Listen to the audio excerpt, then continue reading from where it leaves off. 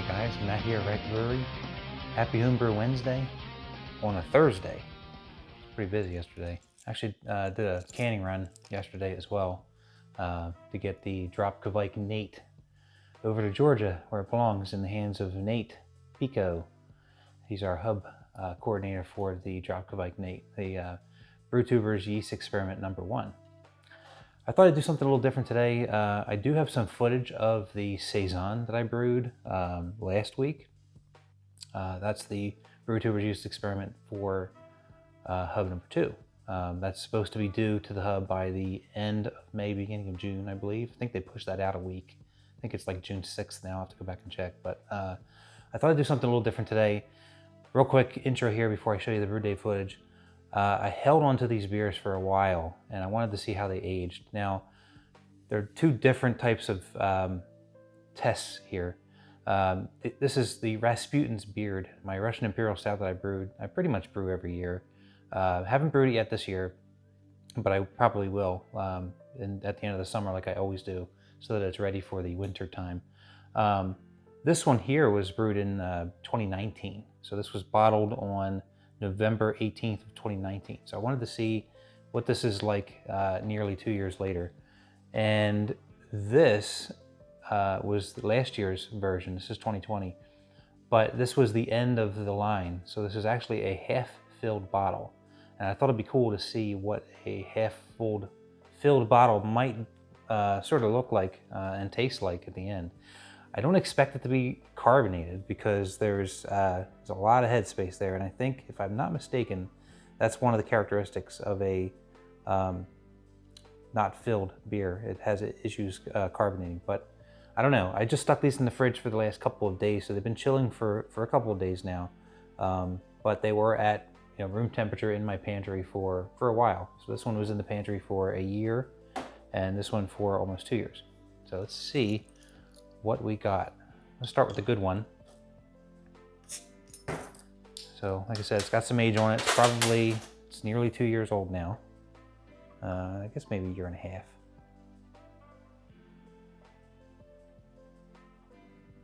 Yeah, it looks pretty nice. So what I did with these, I put them on the keg at first, and then I bottled off the keg. So for this one, I do recall, well, I think for both actually, I didn't keep it in the keg long. I just bottled the entire batch off the keg. Yeah, it looks really nice. It's got a nice, nice tan head on that. That looks like it's quickly dissipating. Now let's see what we have with the half-filled bottle. Okay. Actually had a good hiss on it. I'm surprised. Maybe I was misinformed.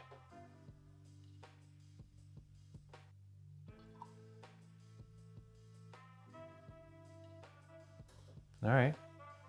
Okay. Well, that's a good test for me, because I didn't think it would carbonate, but I guess all beer carbonates, huh?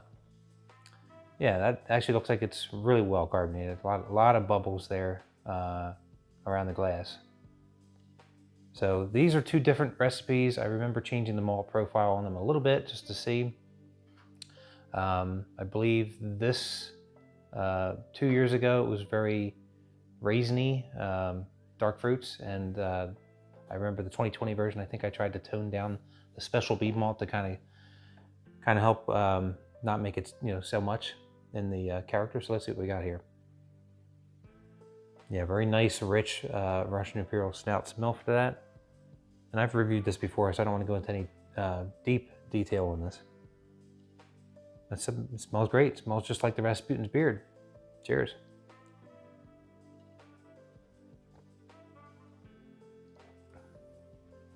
Oh yeah, that beer is real nice with age. Real nice. That's hard to hold on to a beer though for a while. This thing, so November 2019. So yeah, about a year and a half, a little over a year and a half.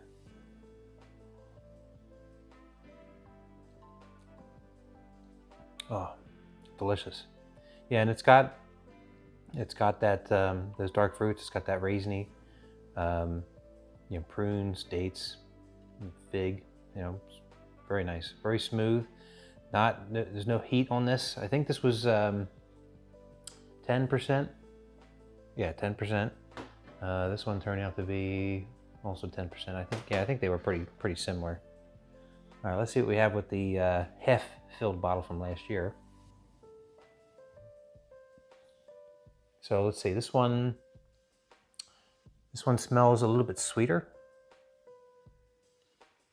Yeah, a little bit sweeter, but it's very similar in the aroma, actually. Yeah, this one's a little bit more chocolatey, a little more roastiness off of that one. And this one's more sweet. Interesting. Cheers.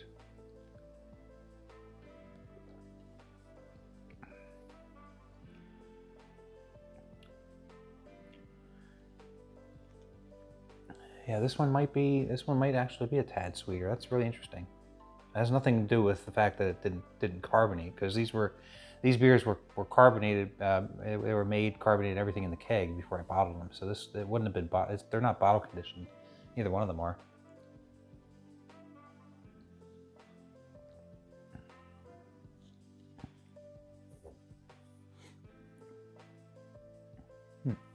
They're pretty similar. I mean, they're different. They were different beers. They had a slightly different malt bill to them, just to kind of edge the flavor in a direction I was trying to go.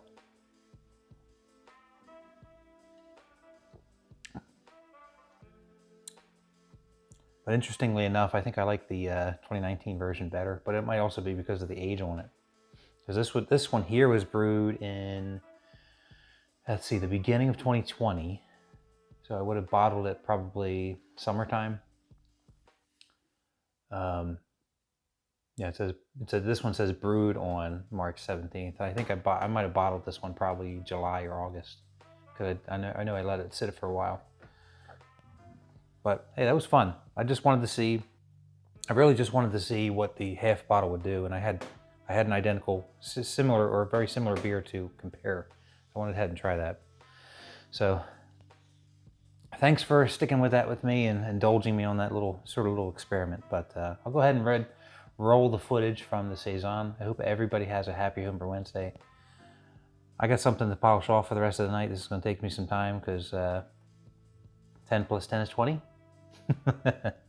Anyway, cheers guys. Have a good night.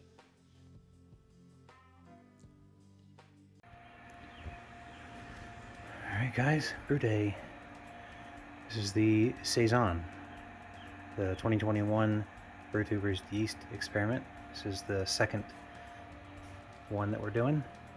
Just waiting for all the temperatures to sort of normalize. Going for a mash at 150. Everything kind of bouncing out now. Started the timer a little late actually. It's only been mashing probably 10 minutes. So we'll just let that kind of settle out, and after a few more minutes I'll go ahead and do a pH sample and see how close we got. Making good use out of my new cart. Nice little brew station. I'll probably drag this closer to the brew rig here in a minute, but I was just measuring out my hops and added my salts that I was measuring out earlier, and getting ready to set up the pH meter. Alright, now we're sparging and just filling up that boil kettle nice and slow. Dialing in the amount of water at the top. It's almost there. I like to have it an inch over the grain bed. It's pretty much there. It's just sort of settling out right now. And then, of course, bringing down the water in the HLT down to that clip, so they deliver the right amount. It's got a nice, beautiful color to it. It's going to be a nice medium color for a Saison. Alright, filling up the boil kettle during the sparging, of course. And we are just over the element. I'm going to give that another second to fill a little bit more. And I love multitasking. I'm going to wash out a couple of kegs with our new keg washer while we're doing some things here with brewing. Why not? Alright, that's pretty well submerged now, so we're going to go ahead and turn this on. And we're going to set this to 200. This way we won't have far to go after that to get to a boil once we get to the volume.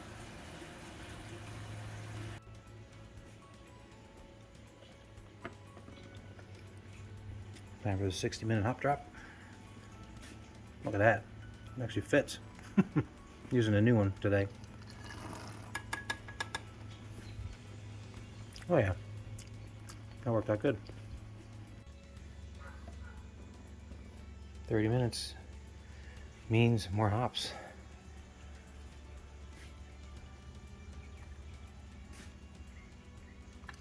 Boom. All right, 15 minutes left. Yeast nutrient and a Whirlflock tablet. Just gonna go straight in.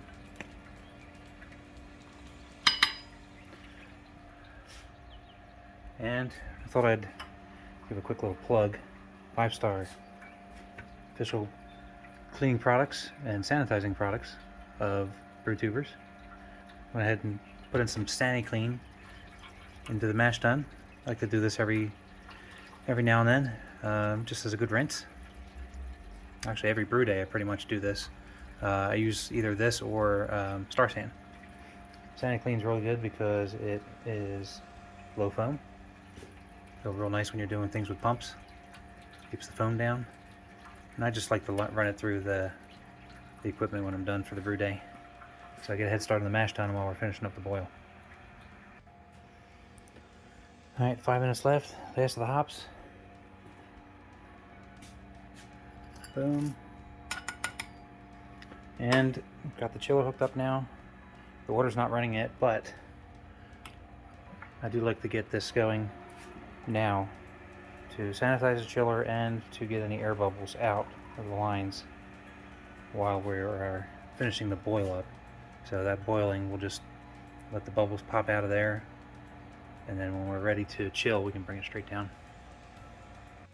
All right, chilling it down,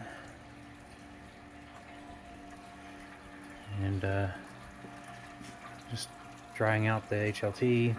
Going to be emptying out the mash tun shortly and drying that out. And that's almost a wrap.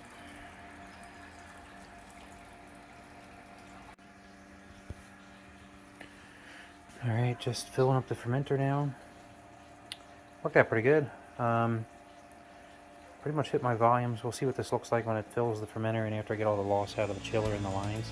But I think I'm pretty good. So I think I finally dialed in Brew Father after 3 or 4 brews, just getting the volumes to be exactly what I want. I'm trying to get 5.5 in the fermenter, so we shall see shortly. Got the yeast ready to go, got the tilt. Just kind of floating here in the sanitizer. And yeah, pretty much hit my numbers on the gravity as well. I tried this and the refractometer. They're off by a point, but they're very close. The refractometer says 1063 and the hydrometer says 1062. So I'm going to go with 1063 because that's real close to the target. And yeah, buttoning this up here pretty shortly. Alright, so first time using this Imperial yeast, Napoleon B64 Belgian Ale, and it's calling for a temp of 65 to 78. It's saying here for a 1065 beer it's 0.66 and a 1057 it's 0.75. We're right in the middle there, so that's why I didn't bother to do like a yeast start or anything. I figured it would be fine. And I do have the ferment chamber set to 72, and actually did really well with the chilling.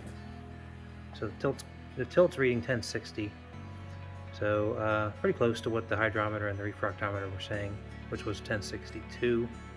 1063 was the refractometer, 1062 was the hydrometer, I believe, and the tilt's saying 1060, so they are pretty close. Yeah, so we're going to go ahead and just down. That's interesting, as it says 71, and the tilt is thinking it's 62 in there. So a little bit of variance, I guess. But But yeah, we'll go ahead and try this out.